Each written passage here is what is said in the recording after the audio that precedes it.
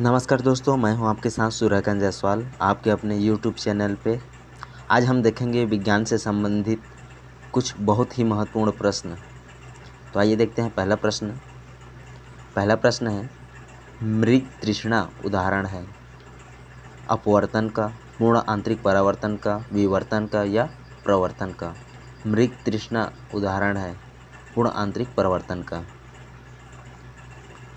अगला प्रश्न है, लोलक घड़ियां गर्मियों में क्यों सुस्त हो जाती है? गर्मियों में दिन के कारण, कुंडली में घर्षण के कारण लोल की लंबाई बढ़ जाती है जिससे इकाई दौरान में लगा हुआ समय बढ़ जाता है। गर्मी में लोलक का भार बढ़ जाता है। लोलक घड़ियां गर्मियों में सुस्त हो जाती है क्योंकि लोल की लंबाई बढ़ जाती है जिससे इकाई दौरान में लगा हुआ समय बढ़ जाता है। अगला प्रश्न है, त्रिविमीय चित्र निम्न में से किसके द्वारा लिया जाता है? त्रिविमीय चित्र लिया जाता है होलोग्राफी द्वारा, फोटोक्रोमेटिक द्वारा, फोटोग्राफी द्वारा या रेडियोग्राफी द्वारा। त्रिविमीय चित्र लिया जाता है होलोग्राफी द्वारा। अगला प्रश्न है, टेलीविज़न के दूरस्थ नियंत्रण में किस प्रकार की प्रकाश तरंगों का उपयोग होता है? दृश्य प्रकाश का, एक्स किरण का, गामा किरण या अवरक्त किरण। टेलीविज़न के दूरस्थ नियंत्रण में प्रयुक्त होता है अवरक्त प्रकाश। अगला प्रश्न है, क्रायोजेनिक्स एक विज्ञान है जो संबंधित है उच्च तापमान से, निम्न तापमान से, परमाणु ऊर्जा से या आधुनिक विज्ञान से। क्रायोजेनिक्स विज्ञान संबंधित है निम्न तापमान से। अगला प्रश्न है, प्रकाश गति निम्नतम होगी जब यह गुजरता है वायु से, जल से, निर्वात से या कांच से। प्रकाश गति निम्नतम होगी जब कांच से गुजरेगी। अगला प्रश्न है, पास्कल इकाई है आर्द्रता की, वर्षा की, तापमान की या दाब की। पास्कल इकाई है दाब की। अगला प्रश्न है, निम्नलिखित में से किसने एक्स किरणों का विस्तार किया? रोंटगन ने, टोरिसेली ने, रदरफोर्ड ने या मैक्सवेल ने। एक्स किरणों का विस्तार किया रोंटगन ने।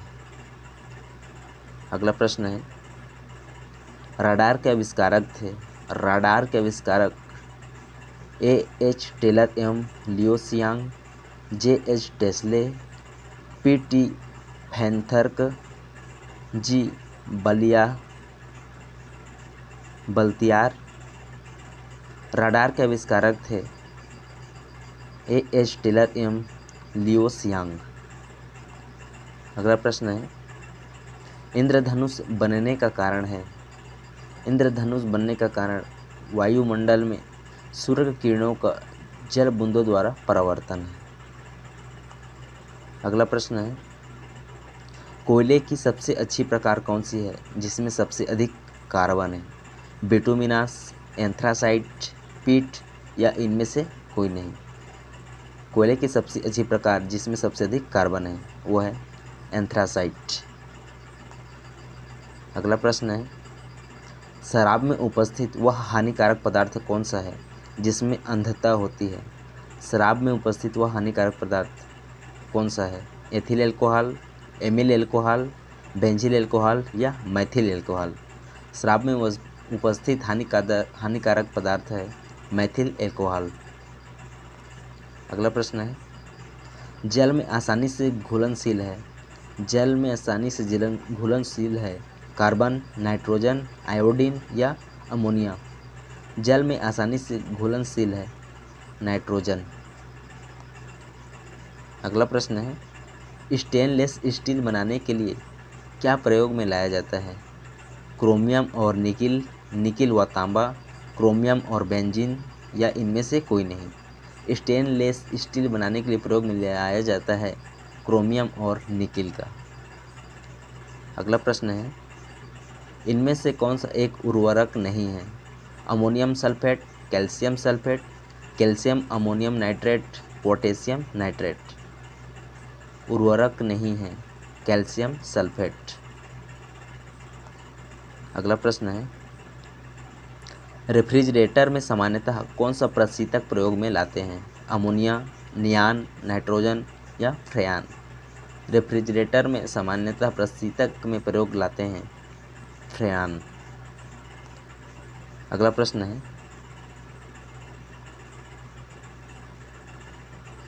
इनमें से कौन सी अश्रु गैस है? अमोनिया, क्लोरीन, हाइड्रोजन कार्बाइड या हाइड्रोजन सल्फाइड? अश्रु गैस है अमोनिया। अगला प्रश्न है, बुलेट प्रूफ पदार्थ बनाने के लिए कौन सा बहुलक प्रयुक्त होता है? Polyvinyl chloride, polyamide, polyethylene, polycarbonates? Bulletproof पदार्थ बनाने के लिए प्रयुक्त होता है पॉलीकार्बोनेट्स। अगला प्रश्न है, रक्त का पीएच मान होता है 5.4, 6.5, 6.4 या 7.4? रक्त का पीएच मान होता है 7.4।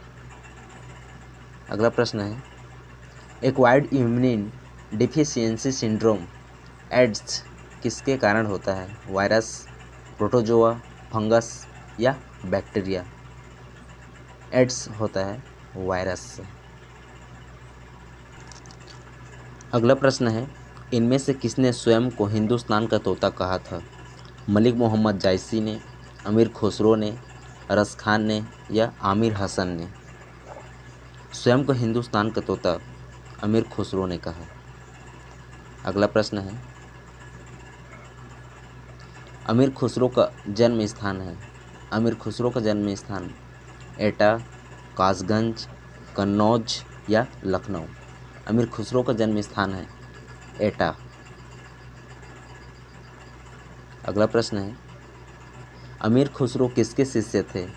महमूद मदनी, निजामुद्दीन औलिया, असदुल्ला बेग, मुइनुद्दीन चिश्ती? अमीर खुसरो शिष्य थे निजामुद्दीन औलिया के। अगला प्रश्न है, सुप्रसिद्ध उर्दू शायर मिर्ज़ा गालिब कहाँ का मूल निवासी था? आगरा, लाहौर, लखनऊ या जयपुर? मिर्ज़ा गालिब मूल निवासी था आगरा का। अगला प्रश्न है, बंगाल में भक्ति आंदोलन के प्रवर्तक थे। बंगाल में भक्ति आंदोलन के प्रवर्तक कौन थे? चैतन्य, रामानंद, ज्ञानेश्वर या शंकराचार्य? बंगाल में भक्ति आंदोलन के प्रवर्तक थे चैतन्य। अगला प्रश्न है, शिकागो के विश्व धर्म सम्मेलन में भारत का प्रतिनिधित्व किसने किया? स्वामी विवेकानंद ने, विवेकानंद अर्जुन ने, राम सागर ने या महात्मा गांधी ने? शिकागो के विश्व धर्म सम्मेलन में भारत का प्रतिनिधित्व किया स्वामी विवेकानंद ने। अगला प्रश्न है, राग मियां मल्हार के रचयिता कौन है? तानसेन, वराह मिहिर, अबुल फजल, दारा सिकोह? राग मियां मल्हार के रचयिता हैं तानसेन। अगला प्रश्न है, इस्लाम धर्म में प्रवर्तक पैगंबर मोहम्मद का जन्म कहाँ हुआ?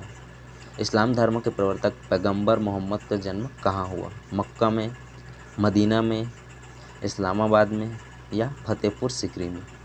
इस्लाम धर्म के प्रवर्तक पैगंबर मोहम्मद का जन्म मक्का में हुआ। अगला प्रश्न है, संगीत सम्राट तानसेन के गुरु थे हरिदास, रामदास, रामानुज, राघव? संगीत सम्राट तानसेन के गुरु हरिदास थे। अगला प्रश्न है, सिख धर्म के प्रवर्तक गुरु नानक देव का जन्म स्थान कहाँ है? पटना, तलवंडी, आनंदपुर, अमृतसर?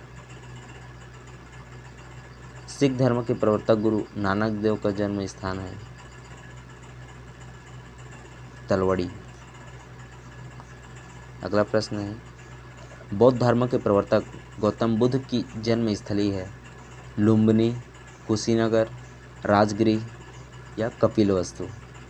बौद्ध धर्म के प्रवर्तक गौतम बुद्ध का जन्म स्थली है लुम्बिनी।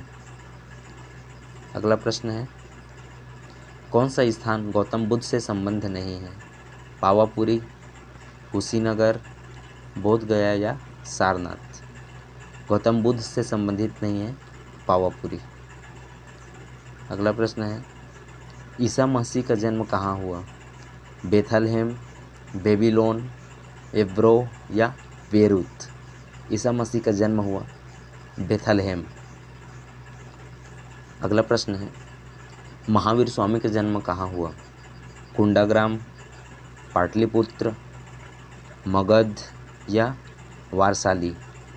महावीर स्वामी का जन्म हुआ कुंडाग्राम में। अगला प्रश्न है, गौतम बुद्ध को ज्ञान की प्राप्ति हुई थी? बोध गया बिहार में, बीजापुर कर्नाटक में, सारनाथ उत्तर प्रदेश में या कपिलवस्तु में? गौतम बुद्ध को ज्ञान की प्राप्ति हुई बोध गया बिहार में। अगला प्रश्न है, आर्य समाज के संस्थापक कौन थे? दयानंद सरस्वती, राजा राम मोहन राय, एनी बेसेंट या स्वामी विवेकानंद? आर्य समाज के संस्थापक थे दयानंद सरस्वती। अगला प्रश्न है, राजा राम मोहन राय किसके संस्थापक थे? ब्रह्म समाज, आर्य समाज, प्रार्थना समाज या रामकृष्ण मिशन? राजा राम मोहन राय संस्थापक थे ब्रह्म समाज के। अगला प्रश्न है, प्रार्थना समाज के संस्थापक थे आत्माराम पांडुरंग, एनी बेसेंट, बाल ठाकरे या HI? प्रार्थना समाज के संस्थापक थे आत्माराम पांडुरंग। अगला प्रश्न है, अमीर खुसरो एक था कवि, संगीतज्ञ, इतिहासकार या इनमें से सभी? अमीर खुसरो था कवि, संगीतज्ञ व इतिहासकार। ऑप्शन 4 सही है। अगला प्रश्न है, महावीर की माता कौन थी? महावीर की माता कौन थी? त्रिशला, जमेली, महामाया या यशोदा? महावीर की माता थी त्रिशला। अगला प्रश्न है, हाइड्रोजन बम आधारित है नाभिकीय संलयन पर, नाभिकीय विखंडन पर, रेडियो एक्टिव विघटन पर या इनमें से सभी? हाइड्रोजन बम आधारित है नाभिकीय संलयन पर। अगला प्रश्न है,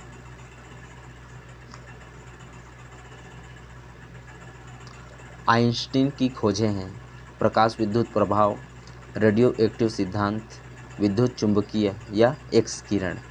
आइंस्टीन की खोजें हैं प्रकाश विद्युत प्रभाव। अगला प्रश्न है, आवृत्ति की इकाई है, आवृत्ति की इकाई एम्पियर है, वोल्ट है, न्यूटन है या हर्ट्ज है? आवृत्ति की इकाई है हर्ट्ज। अगला प्रश्न है, 1945 में नागासाकी पर गिराए गए बमों में उपयोग किया गया था यूरेनियम, बर्केलियम, थोरियम या प्लूटोनियम? 1945 में नागासाकी पर गिराए गए बमों में उपयोग किया गया था प्लूटोनियम। अगला प्रश्न है, नाभिकीय रिएक्टर आधारित है नाभिकीय संलयन पर, नाभिकीय विखंडन पर, रेडियो एक्टिव पर, प्रकाश विद्युत प्रभाव पर? नाभिकीय रिएक्टर आधारित है नाभिकीय विखंडन पर। अगला प्रश्न है, कोई कण 1 सेकंड में जितने कंपन करता है वह संख्या को कहते हैं आवृत्ति, तरंगदैर्घ्य, आवर्तकाल या चाल? कोई कण 1 सेकंड में जितने कंपन करती है उस संख्या को आवृत्ति कहते हैं।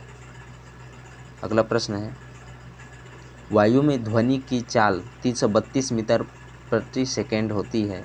यदि दाब बढ़ाकर 2 गुना कर दिया जाए तो ध्वनि की चाल होगी 664 metre second, 332 metre second, 166 metre प्रति सेकंड या 100 मीटर प्रति सेकंड। वायु में ध्वनि की चाल 332 मीटर प्रति सेकंड बढ़ा दिया जाए तो दाब ध्वनिक चाल होगी, ध्वनिक चाल 332 मीटर प्रति सेकंड होगी। अगला प्रश्न है, ध्वनि की चाल अधिकतम होगी वायु में, जल में, निर्वात में या इस्पात में? ध्वनि की चाल अधिकतम होगी इस्पात में।